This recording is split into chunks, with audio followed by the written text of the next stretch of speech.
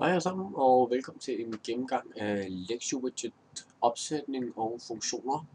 Jeg vil egentlig hurtigt bare i starten vise jer nogle af de forskellige størrelser, eller alle de forskellige størrelser, som LexioWidget understøtter på jeres homescreen. Og hvilken en I skal bruge, det afhænger af, hvor mange moduler jeres skole bruger per dag. Man kan se mine forslag til, hvilken widget størrelse I skal bruge ud fra det på Google Play eller på min Lexio page på Facebook. Men lad os da bare gå i gang med at sætte en op. Det gør man under widgets-menuen. Jeg vil tage den størrelse 2x3. Det er den, som jeg vil bruge i hvert fald, dengang jeg gik i skole. Så accepterer vi denne her, og lad os så vælge en skole.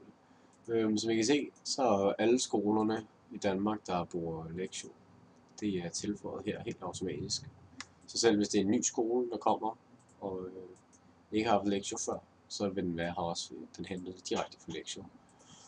Og I kan se, man skal vælge sit forbogstav, præcis ligesom på Lexios egen hjemmeside også. Og så lad os da finde et navn, så vi kan se et skema. Vi tager den der. Så skal jeg bare trykke tilføje widget, og så bliver det hele lavet af sig selv. Sådan. Det kan I se, det er den her størrelse heroppe, som jeg lige har tilføjet.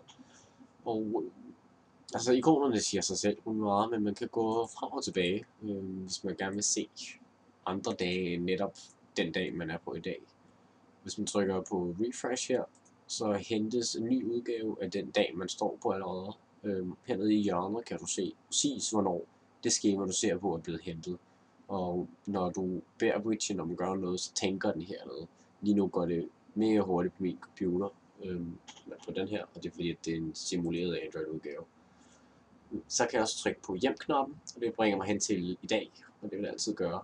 Og hvis jeg så trykker på et modul her og dobbeltklikker, så kommer den her pop-up op, hvor jeg kan se, hvilke lektier jeg har til det modul, og diverse andre informationer.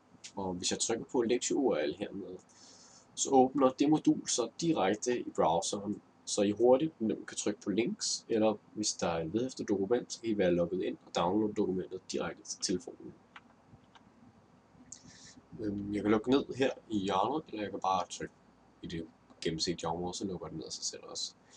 Alle ikonerne, som I ser ud fra et modul, repræsenterer det samme, som det gør på Lexio. Det her er note, som generelt nok er brugt til lektier. Og det her betyder, at der er led efter dokument, og det der er naturligvis led efter link. Jeg kan også skifte uge frem og tilbage hernede i bunden, hvis jeg er meget ops på, at jeg vil frem i tiden og kunne se noget. Måske lagde I lige mærke til, at på i dag er der nu 4 moduler i stedet for at kun var 1.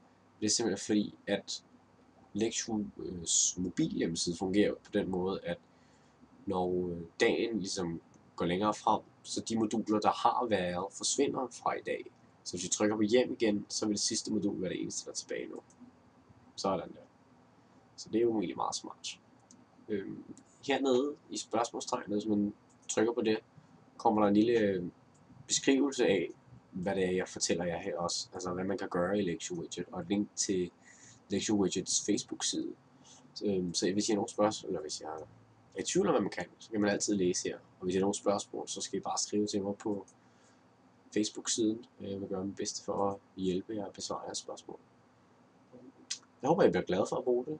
Jeg ved i hvert fald, at jeg ville have elsket det, hvis jeg havde det dengang, jeg selv gik i gymnasiet. Men held og lykke med det, og have en god dag.